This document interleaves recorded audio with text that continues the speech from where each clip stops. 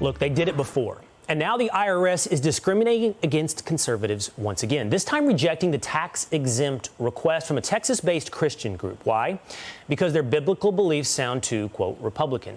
In the rejection letter, Christians Engaged, the IRS claims, quote, the Bible teachings are typically affiliated with Republican Party and candidates, and therefore this disqualifies you from exemption. Joining me now is Christians Engaged President Bunny Pounds and her attorney, Lee Patterson. Bunny, I'd love to start with you. So the IRS says your beliefs are too Republican and not Christian enough, or at least not distinguished enough from Republican to be seen as simply Christian.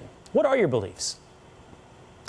Well, we simply are a Christian ministry, nonpartisan, nonprofit, engaging Christians around America that it's time to pray for our elected officials. It's time to pray for our city, state, nation. It's time for us to vote and be civically engaged.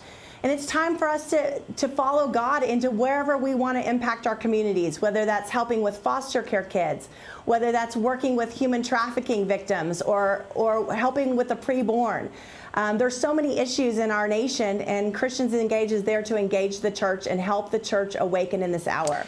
Lee, the IRS says a 501c3, a nonprofit, cannot intervene in political campaigns. Tell me, what did Christians Engaged do to offend the IRS?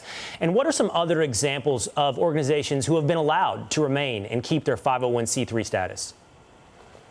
Well, based on the IRS's letter, which people can read for themselves at firstliberty.org, Christians Engaged was, as you said, quote, Bible teachings are typically affiliated with the Republican Party. That's evidently the IRS's position, and that is contrary to both the IRS's own regulations as well as constitutional protections for free speech and free religious exercise.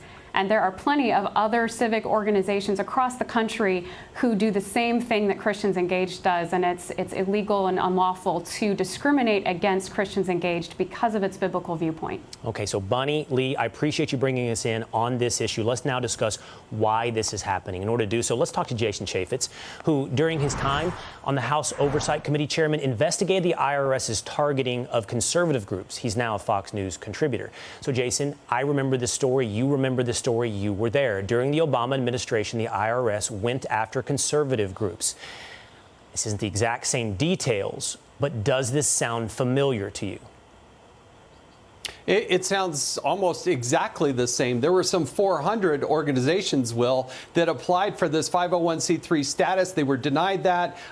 It was President Obama who notoriously said there wasn't even a smidgen of corruption at the IRS, yet the American taxpayers had to pay nearly these 400 organizations, pay them because they were wrongfully designated as such and denied their First Amendment right to go out and do this. So this case where they cite that the vice chairman, for instance, is a homeschooler. She does homeschooling. That one of the people involved in the organization was a former political candidate. Right. They're trying to deny these people their ability to engage in their First Amendment rights under the 501c3 status. Jason, they're saying that Christians Engaged is too involved in the political process, that they have political operatives inside their organization. Where do we draw the line? So, example, like, where do you draw the line between holding religious beliefs, encouraging religious beliefs, and all of a sudden, oops, now you veered into Republican Party beliefs? How do you draw that line? Well, the statute is very clear in that. Of course, it's the American way to be involved and engaged in politics on both sides of the aisle. But they continually go after conservatives and Republicans. Planned Parenthood has a version of a 501c3. Do you see them going out there and denying them the ability of liberals to do this? No, they don't like that Republicans believe in the sanctity of life. They don't like that they believe in a border wall, that they believe in a strong defense. That too closely parallels the Republican Party platform, and therefore they want to deny these people, these God-fearing people, of having their right to participate. Jason, that's a great example. I just asked Lee that question. What are some other examples of 501c3s who also participate at least closely to the political process? You bring up Planned Parenthood. So let's get to the big question then. Why, Jason? We have talked, as we should, maybe not enough, but we have talked about the institutions, the bureaucracy of the federal government, like the DOJ or the FBI, who seemingly have taken political positions and focused their bureaucracy, their organization's energy towards political means and political ends. Is the IRS another political wing of the Democratic Party? I'm afraid it is, because there's no consequence, Will. We've seen it at the Department of Justice. We've seen it at the IRS time and time again, and much to my exasperation, despite the fact that you have TIGTA, the Treasury Inspector General for Tax Administration, issuing these reports, the IG at the Department of Justice continually highlighting how the conservatives are targeted. It's a one-way street. Nobody gets prosecuted. Right. Lois Lerner is able to just resign, take her full compensation, and nothing happens. Really quickly, only 30 seconds, Jason. We saw this, as you and I both know and saw at the time, under the Obama administration.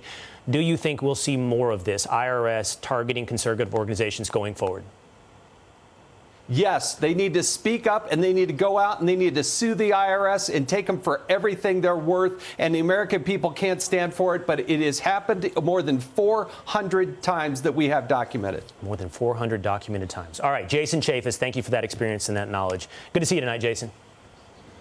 Thank you. Hey, Sean Hannity here. Hey, click here to subscribe to Fox News YouTube page and catch our hottest interviews and most compelling analysis. You will not get it anywhere else.